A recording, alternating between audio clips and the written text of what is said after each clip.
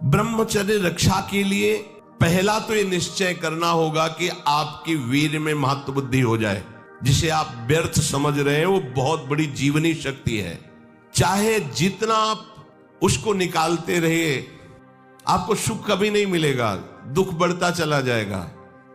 और आप थोड़े दिन ब्रह्मचर्य रह के देखिए, जब आप ऐसी क्रियाओं से युक्त होने के बाद ब्रह्मचर्य रहेंगे तो कुछ समय तक आप बिल्कुल ब्रह्मचर्य नहीं रह पाएंगे। पहले समझ लीजिए, स्वाभाविक आपका वीर स्खलित होता रहेगा बिना किसी चेष्टा के, कई तरह से। अब आपको घबराना नहीं, पर कोई क्रिया नहीं करनी है और संयम से रहना है। ये जितनी बातें पीछे कही गई कि ये नहीं देखना, ये नहीं सुनना, कुछ दिन बाद आप देखोगे कि आपका ब्रह्मचर्य रुकने लगा है, लंबा अंतराय करने लगा है। ऐसे भी उपासक है जिनको 10-10 वर्ष हो जाते हैं, स्वप्न दोष नहीं होता। 10-10 वर्ष स्वप्न दोष ही नहीं होता। कभी ऐसी कोई विषम परिस्थिति, औषधि आदि का प्रभाव, कुप्रभाव, वो बात अलग की है। क्यों? जब तक आप उसे रास्ता नहीं देंगे तब तक वो निकलेगा नहीं। स्वाभाविक नहीं निकलने वाली ये वस्तु है। स्वाभाविक तो कभी ऐसे ही, अगर आपने शुरुआत से कभी भी ऐसी कुचेष्टा नहीं की है तो ये अपने आप में समर्थ, जो आसनों पे बैठने के लिए कहा जाता है, इससे सुषुम्ना नाड़ी खुलती है और ब्रह्मचर्य ऊर्ध्वगामी होने लगता है। ऊर्ध्वगामी ब्रह्मचारी साक्षात भगवत स्वरूप हो जाता है, उसे ज्यादा प्रयास करना नहीं पड़ता है। वो चाहिए कि सजना धजना छोड़ दे, शरीर का श्रृंगार करना छोड़ दे। भगवत कृपा से अपना तो सहज श्रृंगार रजरानी जी हैं। ये जो ब्रह्मचर्य की पुष्टता के लिए आवश्यक है उसको समझिए। शरीर में सजाना वो बंद करें, चाहे गृहस्थ हो चाहे बिना। वास्तविक जो सौभाग्य चिन्ह है वो श्रृंगार के लिए नहीं करते, वो तो वास्तविक सौभाग्य चिन्ह है। आप कहीं भी आ जा रहे हैं, अपने सौभाग्य चिन्हों को धारण करें, पर अपना श्रृंगार करें। गृहस्थ है तो केवल पति के निमित्त से, प्रदर्शन की वृत्ति नहीं होनी चाहिए। क्यों? किसको दिखाना है? हमें कोई देखकर आकर्षित हो ही ना, केवल मेरा पति आकर्षित हो हमारा। क्योंकि उपासना का मार्ग गृहस्थ धर्म में ऐसे चलता है, चाहे वो स्त्री हो या पुरुष हो। किसी को लुभायमान करने की कोई भी चेष्टा ना करे, नहीं वो लुभायमान होगा कि नहीं, तुम भ्रष्ट हो जाओगे, तुम नष्ट हो जाओगे। ये जो कपड़ा है ये हमारे ब्रह्मचर्य के लिए बहुत सहायक है। ऐसे कपड़े नहीं पहनने चाहिए जिनके दर्शन से कामुकता पैदा। यहां फटे कपड़े, बोले आज की नई फैशन चली है, चाहे जितना बढ़िया वो पैजामा हो, उसे पैंट जीन्स जो भी कहते, उसको काट के पहनना पड़ता, फाड़ के 2-4 जगह। वाह क्या बढ़िया बात है। जरा सा फट जाता था तो सिला जाता था, आज फाड़ के पहना जाता है। इसको बड़े आदमी कहते हैं। जितना जो फटा पहने हो, हाँ देखो कैसी बुद्धि विपरीत होती चली जा रही। उसे वीआईपी कहते हैं, जो जितना कम कपड़ा जो करे करे, भगवान उनकी रक्षा करे। आपको उपासक हो, आपको ऐसे कोई भी अंग प्रत्यंग में वस्त्र धारण नहीं करने जिनके दूसरों को देखने से मन मलिन हो और अपने अंदर शरीर राग बढ़े, ऐसा नहीं करना। ब्रह्मचर्य रक्षा के लिए सरल जीवन होना अत्यंत आवश्यक है। विलासिता से बचा जाए। ऐसे सुगंधित तेल लगाना, फुसफुस डाल के चलना, श्री जी का प्रसादी इत्र मिले तो ठीक है, नहीं होता नहीं खुशबू है। अरे दुर्गंध इससे नहीं ढकेगी, तुम्हारी फुसफुस से। तुम्हारी वासना ही दुर्गंध है। वासना को हटाओ और उपासना को बैठा लो, तुम्हारी सुगंध से संपूर्ण देश पवित्र हो जाए। सतरति सतरति सा लोकांतर। तुम स्त्री पुरुष नहीं हो, भगवान के निज अंश हो, समझो। सच्चिदानंद प्रभु के अंश होकर देह राग में कैसे तुम भ्रष्ट होते जा रहे हो। जिसे ब्रह्मचर्य रहना, उसे नित्य सत्संग सुनना चाहिए। सत्संग ही एक ऐसा है जो तुम्हें उठा सकता है। संसार में आज तक किसी की भी उन्नति हुई है तो उसे सत्संगी कहते हैं। कहीं भी देख लो, गोस्वामी जी ने इसीलिए लिख दिया है, मत कीरति गति भूति भलाई, जब जे जतन जहां जे पाई, सो जानो सत्संग प्रभाव, लोकों वेद न आनो पाओ। और ब्रह्मचर्य रहने के लिए कम से कम 2 बार सर्वांग स्नान अत्यंत आवश्यक है। अगर आप सोच कई बार जाते हैं, कोई ऐसी परिस्थिति आ जाती है तो कमर से स्नान कीजिए, पर 2 बार तो स्नान होना ही चाहिए आपके शरीर का। उससे ब्रह्मचर्य को सहायता मिलती है, शरीर की गर्मी नष्ट होती है और हमारे भाव में भी पवित्रता आती है। 2 बार स्नान करने से शरीर की गर्मी नष्ट होती है। ये महकुआ साबुन और वो जो लगा के जरूरत नहीं है। अगर आपको शरीर को स्वस्थ रखना है तो आप रगड़ करके ऐसे ही नहाइए। ये जो रज हम लगाते हैं ना, ये अपने आप में बहुत सामर्थ्यशाली है। जब आप नहाओगे तो जो रज लगी ना, वो और छिद्रों को साफ कर देगी। स्नान कर फिर आपको साबुन लगाने की जरूरत। यदि आप त्वगेंद्री को कोमल सुगंधित साबुनों से तो आपके अंदर कामुकता बढ़ेगी। ध्यान रखना, आपकी त्वगेंद्री जितनी कोमल होगी उतने में विकार बढ़ेंगे, और आपकी त्वगेंद्री जितनी ऐसे रुक्ष होती जाएगी उतने ही आप निर्विकार होते चले जाएंगे। इसका बहुत बड़ा असर होता है। कोमल कोमल वस्त्र, कोमल ऐसे त्वगेंद्री बना लेना, ये परमार्थ के लिए ठीक बात नहीं है। इसीलिए सीधे रज लगाओ, सीधे मोटे जो भी कपड़े जैसे मिले उनसे शरीर को ढको। और भगवत मार्ग में चलना है, ये उद्देश्य नहीं होगा तो ब्रह्मचर्य रह ही नहीं सकते हैं। अगर कहीं ऐसा सौभाग्य मिले कि किसी नदी या तालाब में कमर तक खड़े होकर के थोड़ी देर जप करने का, तो उससे ब्रह्मचर्य और पुष्ट होता है, नाभि तक कम से कम।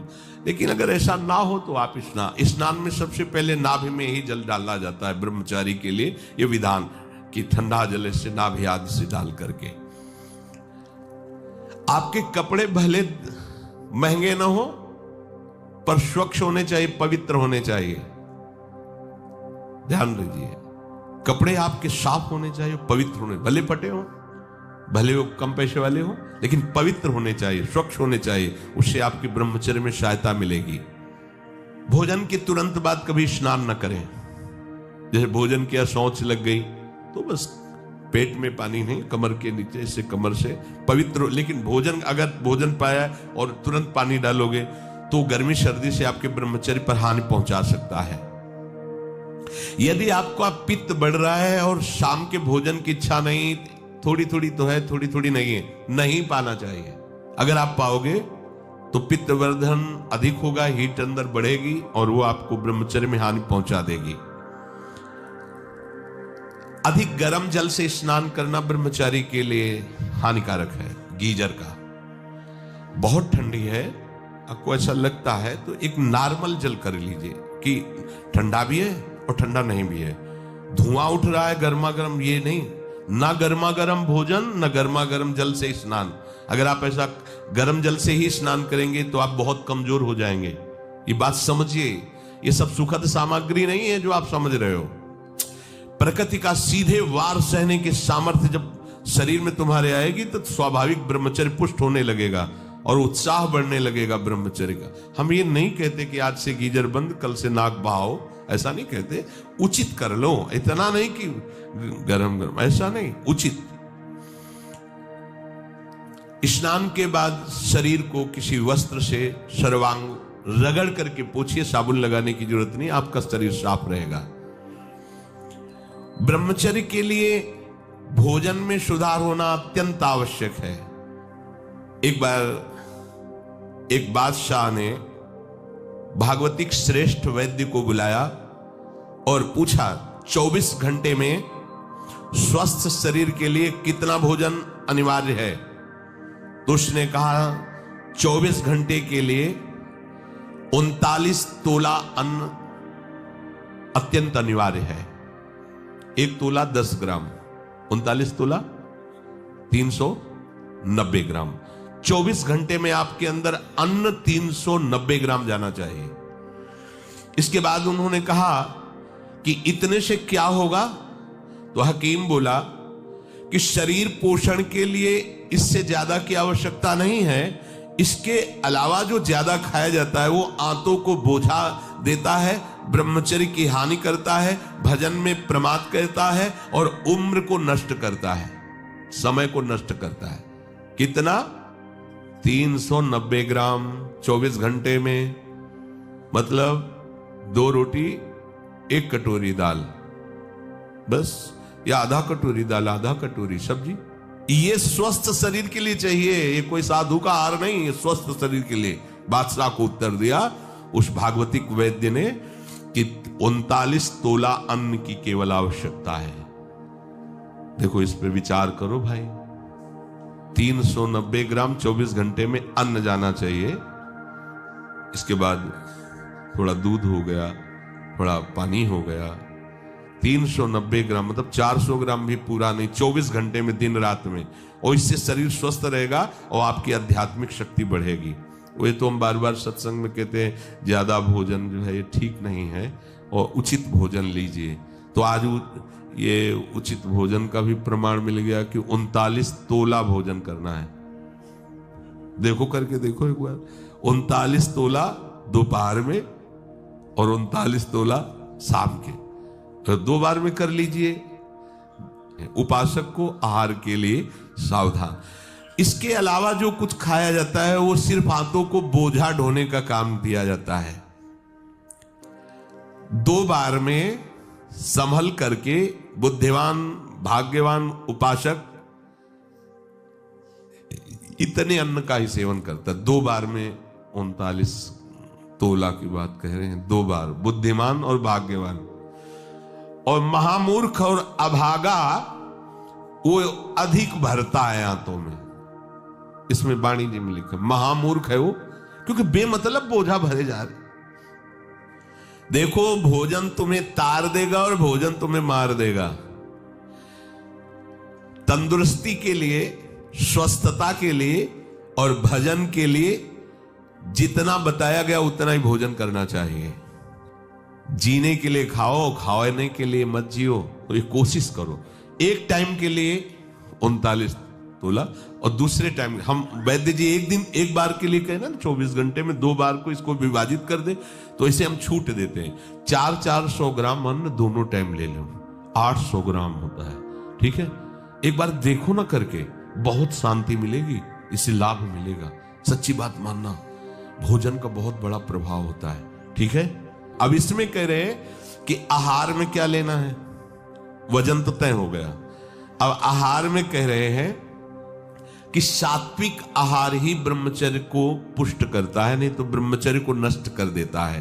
राजसिक और तामसिक आहार ब्रह्मचारी व्रत निर्वाह के लिए नहीं लेना चाहिए। रसीला, हल्का मतलब सुपाच्य और मधुर, और गेहूं, चावल, जौ, साठी, मूंग, अरहर, चना, दूध, अल्प मात्रा में घी, चीनी, सेंधा नमक या पके हुए ऋतु फल, ये ब्रह्मचर्य में सहायक आहार है। समझ लेना। राजसिक आहार गर्मा गर्म धुआं निकलता हुआ नहीं पाना चाहिए, ये हानिकारक होता है। जैसे लोग नहीं होते गर्मा गर्म एकदम ऐसे, वो कितना भी सात्विक अन्न हो वो तामसिक बन जाएगा, उसे नहीं पाना चाहिए। कोई भी साधक कैसे, चाय भी पियो, थोड़ा सा हल्का सा उसका गर्मपन निकल जाए, एकदम धुआं निकलता हुआ नहीं, ऐसा। अब देखिए, त्याज्य आहार जो उपासक को नहीं करना चाहिए, अत्यंत गर्म कढ़ाई से निकला हुआ एकदम पकोड़ा गर्मा गर्म से, ये राक्षसी प्रवृत्ति है, नहीं पाना चाहिए। अच्छा, अपने लोगों को तो गर्मा गर्म भाग्य में नहीं लिखा है। क्यों? क्योंकि पहले प्रियाजू पाएंगे, तो प्रियाजू को गर्मा गर्म थोड़ी लगाएंगे, पहले योग्य उसको बनाओ पाने के, मतलब हल्का सा गर्म रह जाए, फिर श्री जी को भोग लगाओ, 20 मिनट भोग लगाओ, हो गया सब काम। इसके बाद प्रसाद रूप में पालो तो स्वाद वाली बात ही नहीं रह जाएगी, परम स्वाद आ जाएगा, क्योंकि प्रियाजू ने पाया है। अत्यंत उष्ण और लाल मिर्च पर ये एकदम तेल उतरा रहा है सब्जी में, लाल लाल ऊपर नहीं होता जिसे ऐसे, ये ब्रह्मचर्य के लिए हानिकारक है। साधु, साधक, उपासक, चाहे गृहस्थ हो चाहे विरक्त, मत पाना। लाल मिर्च पड़ी हुई और खूब ऑयल दिखाई दे रहा है ऊपर से, नहीं पाना। और अत्यंत नमकीन और अधिक मीठा, मीठा सात्विक में हो, ऊपर में वर्णन किया गया है, पर अधिक मीठा। अब पता चला गुलाब जामुन आ गए तो 10, 12, 15 तक कोई बात ही नहीं है। खीर आदि, हलवा आदि समेटते चले जा, भैया ये कोई गोदाम थोड़ी, आते हैं थोड़ा उचित पालो, हो गया। अब 400 वाली बात है तो जो अगर खीर अच्छी लगती है तो सब बंद कर दो, 400 ग्राम खीर पी लो। हलवा अच्छा लगता है तो ठीक है, कुछ मत लो, केवल हलवा ले लो, 400 ग्राम पालो, कोई बात नहीं, बिना औषधि के पच जाएगा, आप देख लेना। बहुत बढ़िया रहेगा और आप सात्विक रहेंगे, आपका चिंतन बनेगा, नींद नहीं आएगी। चटपटा नहीं, ये नींबू डाल करके, थोड़ी इमली डाल करके, थोड़ी आम का अमृत डाल करके, ऐसे ये साधु, ये बहुत खतरनाक ब्रह्मचर्य के लिए। आम का आमचूल, इमली, ये बहुत खतरनाक है, बिल्कुल नहीं, अपने खान पान में इनका प्रयोग नहीं होना चाहिए। और अत्यंत तेल युक्त गरिष्ठ पूड़ी, कचौड़ी, मालपुआ और हींग पड़ा हुआ निषेध है। भगवत मार्ग में ये हींग को निषेध किया गया है। जो 4 जगह उस ब्रह्म हत्या को विभाजित किया गया, वो शास्त्र में पढ़ा। एक था मरुभूमि, ऊषर भूमि, दूसरा था वृक्षों में गोंद, तीसरा माताओं बहनों में मासिक धर्म, चौथा जल में फेन बुदबुदा। ये 4 जगह उससे विभाजित किया गया। ऐसे ही स्नान के लिए है कि जल में जब जाए तो ऐसे ऊपर की परत को ऐसे हटावे, भले कुछ नहीं, पर उसका सिद्धांत, तब डुबकी लगाए, दोनों हाथ से ऐसे करके फिर डुबकी लगाए। ऊषर भूमि में किसी भी मंगल अनुष्ठान के लिए निषेध किया गया है, और वृक्षों की गोंद परमार्थिक उपासकों के लिए निषेध किया गया है, इसीलिए इसमें हींग को भी निषेध कर रहे हैं। और हींग वैसे ही बहुत गर्म तासीर होती है, अपने को नहीं पाना। प्याज, लहसुन, गाजर, उड़द, मसाला बाजार का बना हुआ, जैसे मीट मसाला वैसे वैसे नहीं, ये नहीं। और तमोगुणी में मांस, मछली और आदि आदि, अंडा, शराब, चाय, काफी तमोगुण में रखा है, उसी लाइन में रखा है जिसमें निषेध रखा है। चाय, काफी, डाफी भी कोई होता है क्या? नहीं, काफी तो अलग लिखा है, डाफी अलग लिखा है, तो डाफी तो हम तो जलते ले। फिर लिखा कोकीन, चरस, ये सब तमोगुणी में है। और घोर तमोगुणी बासी भोजन नहीं पाना चाहिए। से कल का बना हुआ रखा हुआ है, फिर आजकल चलता है ना कि उसमें बिजली वाली एक छोटा सा ऐसे आता है, उसमें ऐसे अंदर रख दो, गर्म हो जाता है। हाँ, ये साधु के लिए नहीं है तो उपवास कर लो, बढ़िया है। जब मिले तो ताजा भोजन, जो ताजा का मतलब कल परसों का, ऐसा नहीं कर पाना। इसीलिए जैसे ब्रेड आदि हैं, ये आपकी उपासना में सहयोग नहीं देंगे, ये तमोगुण पैदा है। ये अत्यंत तामसिक आहार के अंतर्गत आते हैं। कई दिनों का बना हुआ, ये बाजार में जैसे कि ले आए आप, उनको तल के ऐसे, ये सब ठीक नहीं। चाउमीन, वो क्या कहते हैं, सेमई जैसा, ये सब बिल्कुल ठीक नहीं है। ये क्या चल रहा है यार? अरे आटा लगाओ, 4 रोटी बनाओ, श्री जी को भोग लगाओ, पाओ, पेट भरो, भजन करना है। चंचलता, काम, क्रोध, लालच और पापाचरण से युक्त बना देने वाला ये तमोगुणी आहार बिल्कुल नहीं करना चाहिए। जो ब्रह्मचर्य व्रत में रहना चाहता हो उसको सावधान रहना चाहिए कि बासी, बाल पड़ा हुआ, मक्खी पड़ा हुआ, ये भोजन सब अत्यंत तमोगुण के अंतर्गत आता है। दुर्गंध हो गया है या अपना वो स्वरूप बिगाड़ दिया है भोजन ने, फिर भी आप उसे भोजन, या घृणित निंदनीय पुरुषों द्वारा बनाया हुआ ताजा भोजन, घृणित आचरण वाला निंदनीय पुरुषों द्वारा बनाया हुआ ताजा भोजन, वो भी घोर तमोगुण होता है। अब पीछे शीशा में जो सामान है वो तो बढ़िया चमकती हुई, लेकिन पीछे कैसे बन रही है, कैसे तुम्हें पता चलेगा कि बनाने वाला कौन? बेचने वाला तो चंदन तिलक लगा के बैठ गया, सामने बॉक्स में बहुत अच्छी उसकी पोजीशन दिखाई दे रही भोजन की, लेकिन पीछे जो बन रहा है वो कैसा पुरुष बनाने वाला है। इसलिए उपासक को खास बात ध्यान रखनी चाहिए कि मांग के भले किसी के यहां से पालो, लेकिन बाजार का भोजन नहीं ठीक है। आप समझो इस बात को, एक दिन पाओगे, 10 दिन के लिए तुम्हारी बुद्धि बिगड़ जाएगी। तामसिक आहार राक्षसी बुद्धि पैदा करता है, राक्षसी बुद्धि। ऐसा रोगी, दुखी, बुद्धिहीन, क्रोधी, लालची, आलसी, दरिद्र स्वभाव, अधर्मी, पापाचरण, अल्पायु हो जाता है जो ये तामसिक भोजन करता है। तामसिक भोजन में एक बात फिर सुन लीजिए, बोले हींग, प्याज, लहसुन और मीट मसाला, मांस, मछली, अंडा, शराब, चाय, कॉफी, कोकीन, चरस, बासी आहार, रसहीन, गला हुआ, दुर्गंधित और घृणित निंदनीय पुरुषों द्वारा बनाया हुआ ऐसा भोजन तामसिक है। ये आपको ब्रह्मचर्य नहीं रहने देगा। दुखी, बुद्धिहीन, क्रोधी, लालची, आलसी, दरिद्र, अधर्मी, पापी और अल्पायु बना करके नरकगामी करेगा। ऐसे भोजन से बचा जाए। तो यदि हम ऐसे सावधानी से रहें तो भगवान कह रहे हैं प्रशांतात्मा विगतभिर ब्रह्मचारी व्रते स्थितः, वो भय रहित हो जाएगा, उसका हृदय परम शांत हो जाएगा और ब्रह्मचारी व्रत में स्थित हो जाएगा। शेष चर्चा आगे। श्री राधा वल्लभ।